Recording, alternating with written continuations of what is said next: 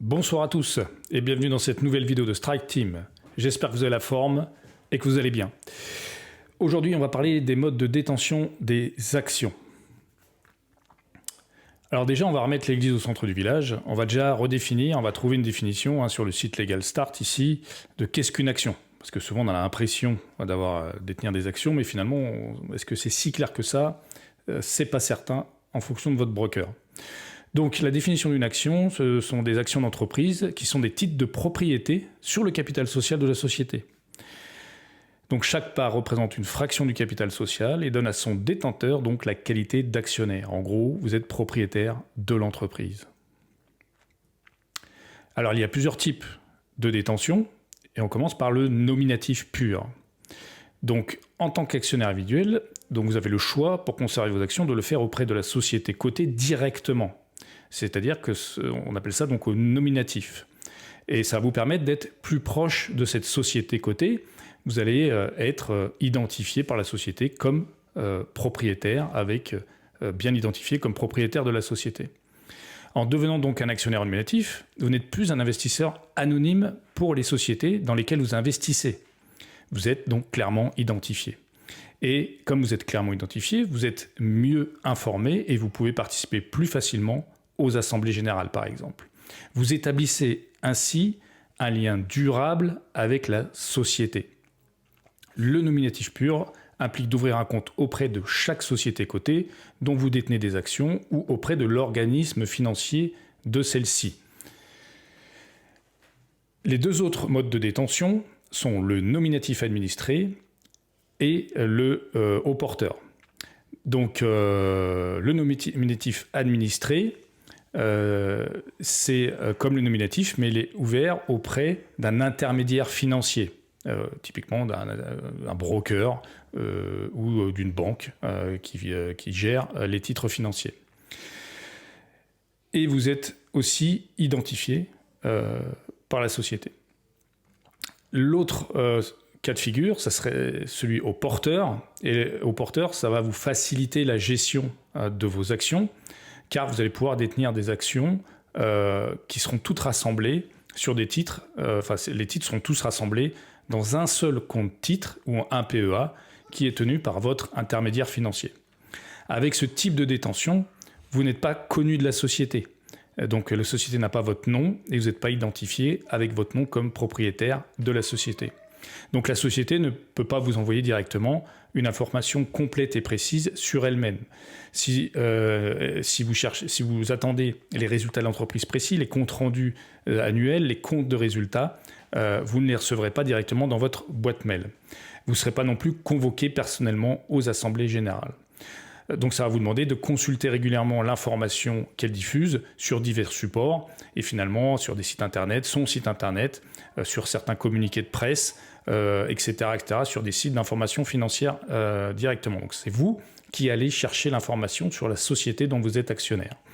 Alors que sinon, vous êtes connu au nominatif et là vous recevez directement l'information dans votre boîte aux lettres ou votre boîte mail de la part de l'entreprise. Alors, quels sont les avantages et les inconvénients des différents modes de possession? Alors, déjà, quel sera votre interlocuteur? Au nominatif pur, donc, ça sera la société ou la banque qu'elle a choisie. En effet, vous êtes identifié par la société au nominatif pur, donc c'est soit la société qui gère ses titres, mais elle peut déléguer cette gestion à une banque de son choix. Et donc, comme c'est marqué sur la slide, vous serez en liaison avec le service relations actionnaires. Au nominatif administré et au porteur, votre intermédiaire sera votre interlocuteur sera votre intermédiaire financier. Au niveau des droits de garde, au nominatif pur, il n'y a jamais de droits de garde, ils sont pris en charge par la société. Au nominatif administré et au porteur, c'est variable selon votre intermédiaire financier. Il peut y en avoir, il peut ne pas y en avoir, et le montant peut varier en fonction de cet intermédiaire financier. Est-ce qu'il y a des frais de courtage? Les frais de courtage au nominatif pur sont appliqués directement par la société, alors qu'au nominatif administré ou au porteur, une fois de plus, c'est variable en fonction de votre intermédiaire financier. Au niveau des convocations à l'Assemblée générale, donc comme on l'a vu, au nominatif pur et au nominatif administré, vous êtes convoqué individuellement et personnellement aux assemblées générales. Au porteur, ça sera sur demande, sur votre demande, directement à votre intermédiaire financier. Il faudra vous faire connaître comme quoi vous voulez assister à l'AG. Et là, en fonction de votre intermédiaire financier, des frais pourront s'appliquer. Quel justificatif il vous faudra donc pour être admis à l'Assemblée générale? Au nominatif pur et au nominatif administré, juste une pièce d'identité en fait. Comme vous êtes connu de l'entreprise, vous arrivez avec votre pièce d'identité, vous justifiez de votre identité et vous êtes admis à l'Assemblée générale de l'entreprise. Au porteur, il vous faudra aussi une pièce d'identité et aussi une attestation de la part de votre organisme financier, comme quoi vous êtes bien actionnaire, entre guillemets, que vous détenez bien des titres de l'entreprise. La fiscalité, c'est la même pour tout le monde, que ce soit au nominatif pur, nominatif administré ou au porteur. C'est exactement la même fiscalité. Les documents que vous allez recevoir pour votre déclaration fiscale, donc pour tout ce qui est, là on parle vraiment d'entreprise française, de droit français. Au nominatif pur, vous aurez un imprimé fiscal unique édité par la société cotée, alors qu'au nominatif administré ou au porteur, vous aurez un imprimé fiscal unique édité directement par votre intermédiaire financier. Au niveau des avantages de vos actions dans un PEA, pour intégrer ces actions, comme c'est des actions, là on parle d'actions françaises, de droit français, vous allez pouvoir les intégrer au PEA, mais au nominatif pur, ça va être très compliqué, un peu comme intégrer certaines parts dans du private equity dans votre PEA. Ça va vous demander pas mal de démarches, peut-être un peu de pédagogie auprès de votre intermédiaire financier.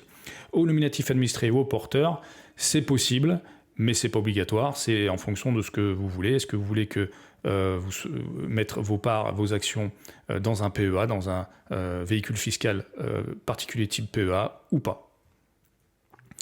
Au niveau des points clairs à retenir, pour bien choisir entre tous ces modes de détention. Si vous souhaitez conserver vos titres sur une longue durée sans mouvement, c'est-à-dire faire de l'investissement long terme, le nominatif pur va vous faire économiser éventuellement des droits de garde. Si vous voulez bénéficier des éventuels avantages fidélité offerts par la société, des droits de vote double par exemple, si vous êtes inscrit au nominatif, vous pouvez avoir des droits de vote double qui ne sont pas le cas si vous êtes au porteur. Vous pouvez avoir aussi, certaines entreprises distribuent des dividendes majorés. Ça peut être le cas par exemple de Air Liquide. Si vous êtes au nominatif, vous aurez des dividendes majorés par exemple de 10% après un certain temps de détention, alors qu'au porteur, vous aurez des dividendes simples ou normaux. Ainsi que tout autre programme de fidélité de ces entreprises. Je reprends l'exemple d'Air Liquide. Air Liquide distribue aussi des actions gratuites au bout d'un certain temps de fidélité. Et vous en avez, par exemple, 10% quand c'est distribué, 10% par rapport au nombre d'actions que vous possédez. C'est-à-dire que Air Liquide vous reversera, si vous avez 10 actions, vous donnera une action gratuite. Bien sûr, tout ça, c'est des choses à vérifier sur le site d'Air Liquide et dans les conditions générales d'Air Liquide. Au niveau des formalités de participation à l'Assemblée générale, comme on l'a vu, c'est moins lourd si vous êtes inscrit au nominatif pur ou administré. Parce qu'il y a juste à vous pointer à l'Assemblée générale avec votre pièce d'identité, vous avez reçu la convocation dans vos boîtes aux lettres, ça déroule, c'est simple. Vous pouvez y aller en présentant vos papiers, il n'y a aucun souci. Ça ne sera pas le cas au porteur où il faudra contacter votre organisme financier pour avoir une attestation comme quoi vous êtes bien actionnaire et propriétaire au porteur des actions d'entreprise. Quelque chose à savoir aussi, si vous souhaitez recevoir un IFU, un imprimé fiscal unique, pour toutes vos actions, le nominatif administré et au porteur, c'est ce qui est le plus simple, parce qu'en fait, vous allez recevoir un IFU de la part de votre intermédiaire financier, alors que si vous êtes au nominatif pur sur 10 sociétés, vous recevrez 10 IFU de la part de chaque entreprise que vous possédez. Pour conserver vos titres dans un PEA, il est aussi recommandé d'être au nominatif administré ou au porteur, parce que comme ça, je prends l'exemple par exemple de Boursorama. Boursorama gère l'ensemble, ça sera votre intermédiaire financier. Et si vous avez des actions d'une entreprise au nominatif ou au porteur, vous pouvez les intégrer directement facilement au PEA, ce qui sera beaucoup plus compliqué si vous êtes au nominatif pur.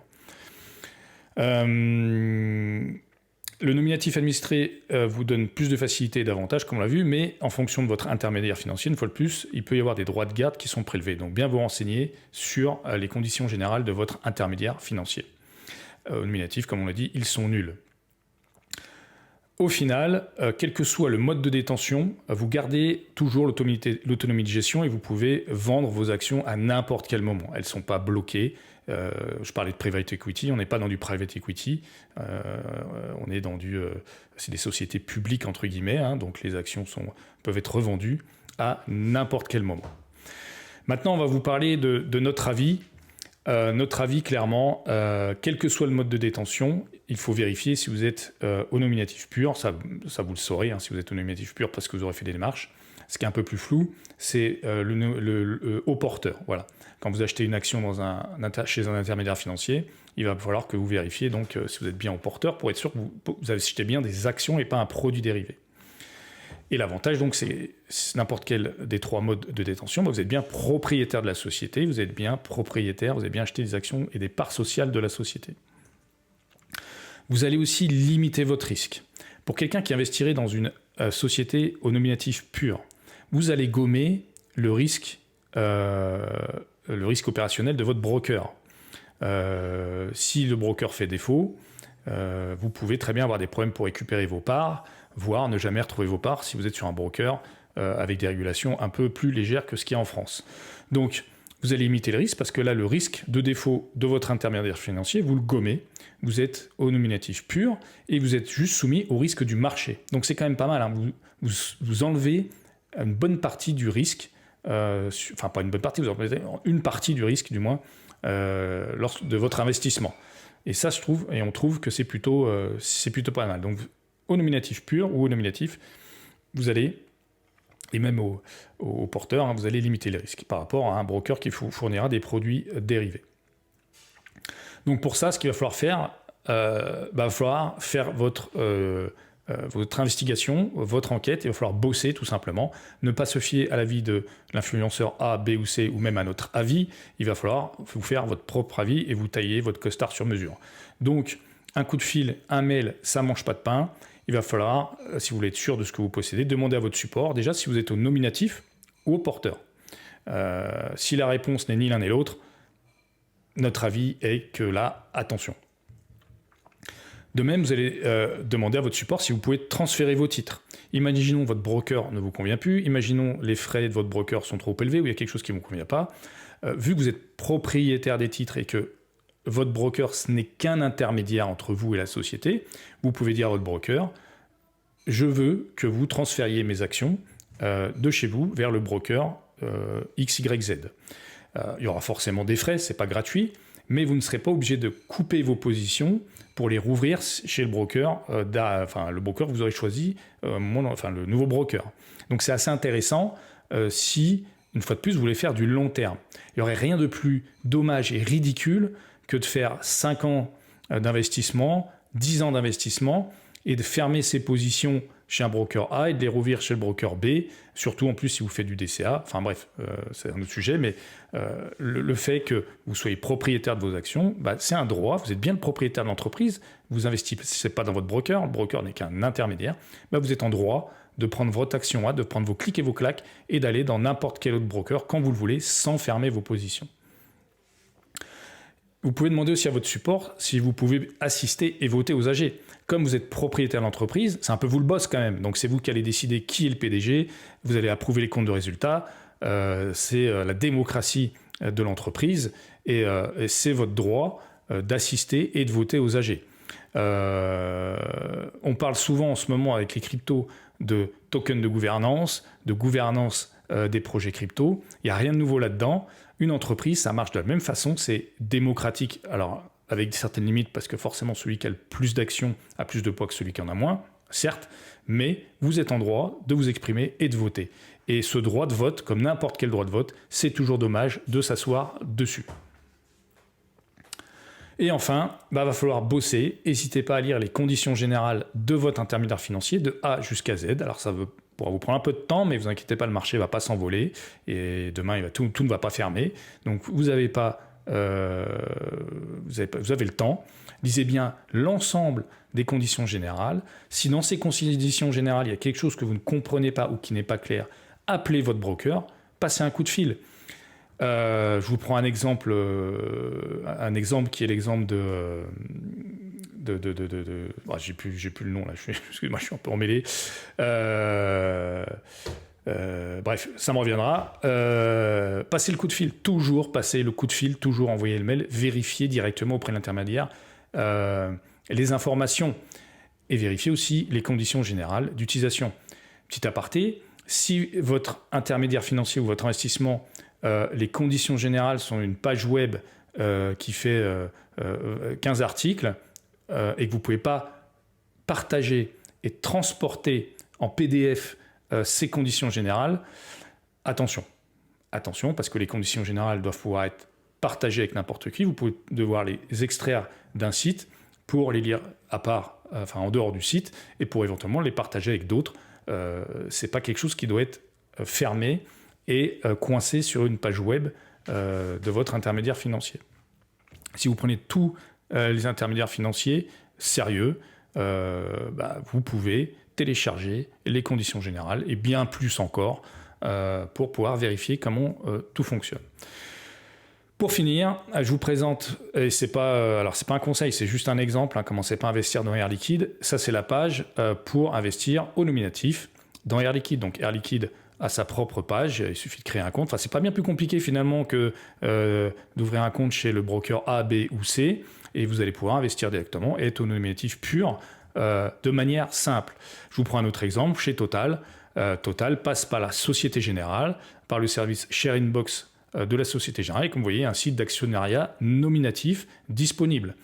Donc, n'hésitez pas à réfléchir à tout ça, n'hésitez pas à vérifier toutes les informations, c'est extrêmement important, notamment en long terme, parce qu'il serait dommage que sur l'investissement long terme, comme je vous l'ai dit, au bout de 10 ans, votre broker fait défaut, et vous vous rendirez compte que, finalement, j'ai investi dans le broker, au lieu d'investir dans l'entreprise que je croyais investir, en fait. Quand vous n'êtes pas propriétaire de vos actions, quand vous n'avez pas tous les droits qui sont actifs, finalement, vous n'investissez pas dans les sociétés, vous investissez dans votre broker. Voilà, je vous souhaite une excellente soirée, je vous dis à très bientôt, gardez la pêche, ciao!